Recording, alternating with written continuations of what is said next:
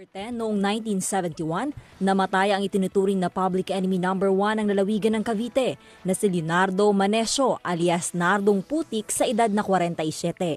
Namatay si Nardong Putik sa kamay ng pinagsanib na puwersa ng NBI at PNP, ikawalo ng umaga sa Kawit, Cavite. Mag-isa lamang si Nardong Putik sa loob ng pulang sasakyan nito nang paulanan ng bala ng baril ng mga otoridad matapos tumangging ihinto ang sasakyan habang pinapara ng mga tauhan ng NBI. Ayon sa mga otoridad, armado ng kalibre 38 na revolver na baril si Nardong Putik. Matagal nang tinutugis ng mga otoridad si Nardong Putik at sa pagkakapaslang sa kanya, inabot ng 72 oras ang operasyon ng mga otoridad laban dito. Samot-sari naman ang naging reaksyon ng mga Kabitenyo matapos mamatay si Nardong Putik.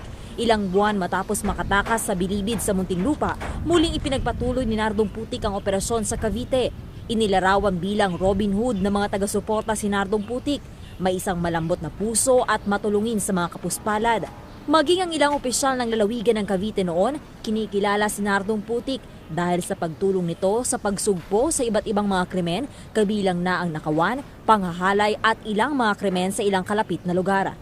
Taong 1950 nang mapasama si Nardong Putik sa Maragondon Massacre, kung saan isang alkalde, hepe ng pulis at ilang opisyal ang nasawi. Nakulong ito bilang isa sa mga sospek, ngunit di nagtagal ay nakatakas din.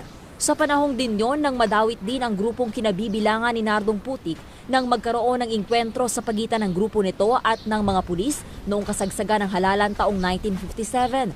Dito nabuo ang pinakamalaking military operation sa kasaysayan ng Cavite laban kay Nardong Putik na nagresulta sa pagkakadakip sa Kawit, Cavite noong 1958. Sinintensyahan ito ng 182 taon at 2 buwang pagkakabilanggo, ngunit nakatakas noong 1969. Matapos makatakas, muling naging aktibo ang grupo ni Nardong Putik at masali sa iba't ibang mga krimen, kaya itinuturing itong bilang public enemy number 1 ng lalawigan ng Cavite.